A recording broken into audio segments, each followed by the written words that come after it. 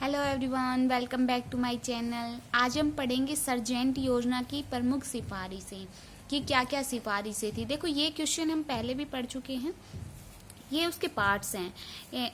आगे हम पढ़ते हैं कि पूर्व प्राथमिक शिक्षा से संबंधित सिफारिशें कौन कौन सी थी। कि जो पूर्व प्राथमिक शिक्षा होती है, जो छोटे बच्चे शिक्षित होते हैं, वो वाली एज, उससे रिलेटेड जो शिक्षा होती है, 3 प्रकार से डिवाइडेड की गई है। नर्सरी, निशुल्क शिक्षा की व्यवस्था और शिक्षा के उद्देश्य, क्या क्या उद्देश्य होते हैं। फर्स्ट ही हो गई नर्सरी विद्यालय। देखो, जो सर्जेंट रिपोर्ट ने बताया गया है कि यदि राष्ट्रीय शिक्षा को सफल बनाना है तो विभिन्न नर्सरी स्कूलों की स्थापना करनी चाहिए। 3 से 6 वर्ष तक की उम्र के बच्चों को दाखिला मिलना चाहिए। देखो, 3 से 6 वर्ष के बच्चे मतलब फर्स्ट में, सेकंड में, LKG UKG इतने में होते हैं। 3 से 6 वर्ष के बच्चे, ठीक है, उनको दाखिला मिलना ही मिलना चाहिए नर्सरी विद्यालय में। नंबर 6 है निशुल्क शिक्षा की व्यवस्था। स्मृति ने यह भी कहा है कि इन बच्चों की शिक्षा निशुल्क होनी चाहिए, जिससे कि गरीब बच्चे भी शिक्षा ग्रहण कर सके। देखो, फ्री में बच्चों को पढ़ाएंगे तो ये ऐसा होता है कि जो गरीब इंसान होते हैं, जो अपने बच्चों को पढ़ा लिखा नहीं सकते, तो उन्हें भी शिक्षा का अधिकार मिलेगा और शिक्षा ग्रहण करने का मौका मिलेगा। नंबर 11 है शिक्षा के उद्देश्य, एम ऑफ एजुकेशन। समिति द्वारा रिपोर्ट में यह स्पष्ट निर्देश दिया गया है कि छोटे बच्चों पर शिक्षा का भार नहीं डालना चाहिए। उन्हें सामाजिक अनुभव तथा व्यवहार की शिक्षा प्रदान की जानी चाहिए। यानी कि उनको उनके बाहर में रहने सहने, बोलने का तरीका, व्यवहार, कैसे व्यवहार किया जाना चाहिए, ऐसी शिक्षाएं प्रदान की जानी चाहिए। नंबर 2 है प्राथमिक शिक्षा से संबंधित सिफारिशें। कि पहले जो प्राथमिक शिक्षा होती थी उससे संबंधित सिफारिशें क्या क्या थी।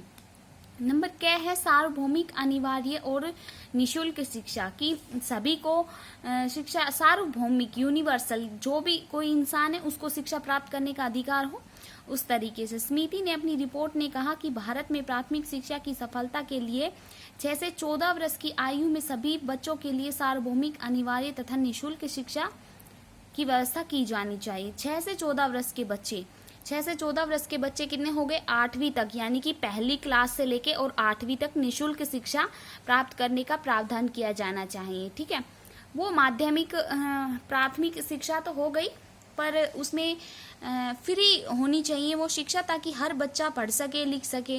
नंबर 6 है शिल्प कला पर आधारित शिक्षा।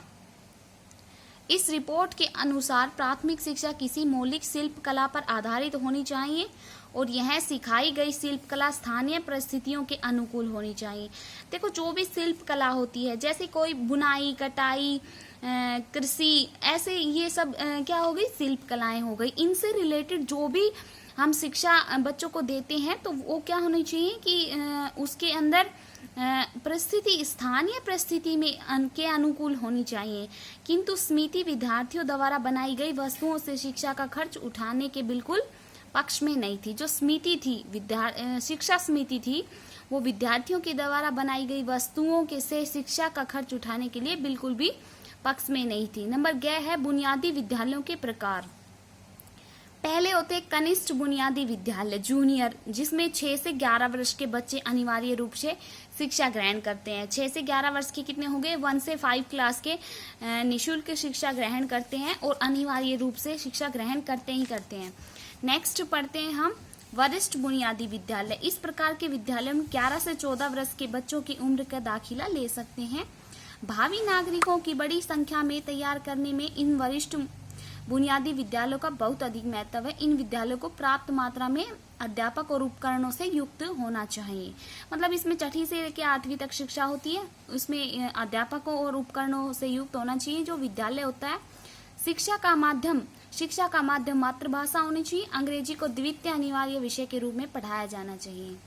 ठीक है, आई होप आपको ये वीडियो समझ में आई हो। तो मेरे वीडियो को लाइक कर दीजिए, चैनल को सब्सक्राइब कर दीजिए और कमेंट करके ज़रूर बताइए। Thank you.